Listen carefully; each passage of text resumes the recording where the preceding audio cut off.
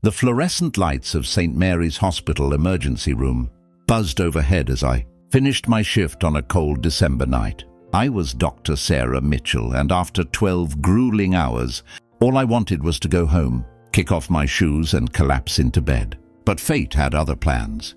"Dr. Mitchell, we need you in room 7 now." The urgency in Nurse Rebecca's voice made my heart skip a beat. I rushed down the corridor, my white coat billowing behind me. Inside room 7, I found a young woman, barely in her mid-20s, lying on the gurney. Her face was pale, almost translucent, and her breathing was shallow and labored.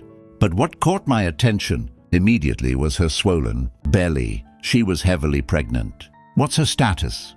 I asked, quickly washing my hands. "Jane Doe, found unconscious outside a convenience store.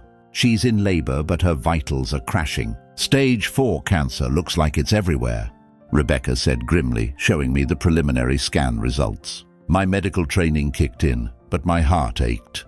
This woman was dying, and her baby needed to be delivered immediately if there was any chance of survival. "Prep for an emergency C-section. Get Dr. Williams from obstetrics down here stat." The next 30 minutes were a blur of controlled chaos. The young woman briefly regained consciousness as we prepped her for surgery. Her hazel eyes met mine, filled with a mixture of pain, fear, and something else, a desperate plea. "My baby," she whispered, her voice barely audible. Promise me she'll be loved." I grasped her cold hand. "I promise. We'll take care of her." She managed a weak smile. "Her name, Emma Grace." Those were the last coherent words she spoke.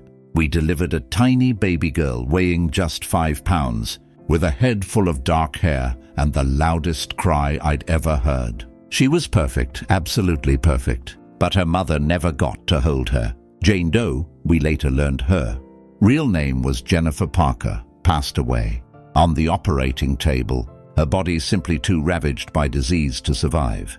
I stood in the hallway afterward, still in my surgical scrubs, holding this tiny miracle wrapped in a hospital blanket. The social worker, Mrs. Henderson, approached with her clipboard. "She'll go into the foster system," she said matter-of-factly. "Given her mother's medical history, we'll need to run tests, but she seems healthy." I looked down at Emma's tiny face, her eyes squeezed shut, her little fist wrapped around my finger. I thought about Jennifer's dying wish, her desperate plea for her daughter to be loved. What if I wanted to adopt her? The words tumbled out before I could stop them. Mrs. Henderson's eyebrows shot up. "Dr. Mitchell, that's a major decision." "Are you sure?" Was I sure? I was 34, single, married to my career.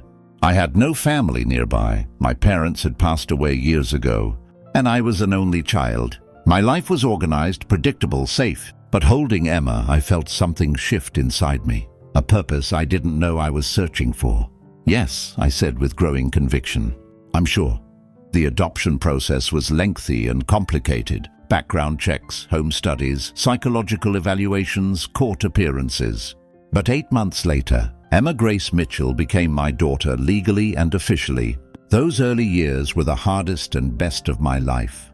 I reduced my hours at the hospital, hired a wonderful nanny named Margaret, and learned to function on 4 hours of sleep. Emma was a colicky baby who seemed to cry at all hours. But when she smiled, it lit up my entire world. I told her about Jennifer from the beginning. I kept the few belongings she had when she came into the ER, a worn silver locket, a small Bible, and a tattered photograph of Jennifer as a teenager, smiling broadly at a beach somewhere. I wanted Emma to know her birth mother had loved her, had wanted her to have a good life. Emma grew into a beautiful, spirited child. She had her mother's hazel eyes and dark hair, but she had my stubbornness and love of science. She was curious about everything, asking endless questions about how things worked, why the sky was blue, where babies came from. By the time she turned 10, she was a bright, compassionate 4th grader who loved animals, dreamed of becoming a veterinarian, and had a laugh that could make even my worst days better. Her 10th birthday fell on a Saturday. We had planned a big party at the local roller skating rink with her friends from school. The house was decorated with purple, streamers, her favorite color, and I had baked a 3-layer chocolate cake that was slightly lopsided but made with love. That morning, Emma came into the kitchen where I was preparing fruit salad for the party. She seemed quieter than usual, more contemplative. "Mom, can we talk before everyone comes over?" she asked, her voice unusually serious for a 10-year-old. "Of course, sweetheart. What's on your mind?" She sat down at the kitchen table, and I noticed she was clutching something in her hand. She placed it on the table. It was Jennifer's silver locket, the one I had given her on her 8th birthday. "I opened it," she said softly. "I had tried to open that locket years ago but couldn't get it to budge. I assumed it was broken or sealed shut permanently." "How did you—" "There's a tiny button on the side. I found it by accident." She clicked it, and the locket popped open. Inside was a small, folded piece of paper, yellowed with age. Emma carefully unfolded it and handed it to me. My hands trembled as I began to read. The handwriting was shaky, written in obvious pain, but the words were clear. "To whoever finds this and loves my daughter, my name is Jennifer Parker. I am 24 years old and I am dying. I have no family left. My parents died in a car accident when I was 18, and I've been alone ever since. I found out I was pregnant the same week I was diagnosed with cancer. The doctors wanted me to terminate the pregnancy to start aggressive treatment. But I couldn't. I couldn't end my baby's life to maybe extend mine by a few months. I chose her. I chose life for her, even though it meant death for me. I don't know who you are, but if you're reading this, it means you've chosen to love my Emma Grace. You've given her the life I couldn't. You've been the mother I desperately wanted to be. Please tell her that I loved her more than anything in this world. Tell her that every day I carried her was a gift. Tell her that my last thoughts were of her, hoping she would grow up strong, kind, and happy. Thank you for keeping my promise. Thank you for loving her. Thank you for being her mother when I couldn't be. With eternal gratitude, Jennifer." Tears streamed down my face before I even finished reading. I looked up at Emma, who was also crying, and pulled her into my arms. "She gave up everything for you," I whispered into her hair. "She chose you." "And you chose me too," Emma said, pulling back to look at me. "You didn't have to adopt me. You could have let me go into foster care, but you chose me." "Best decision I ever made," I said, wiping my tears.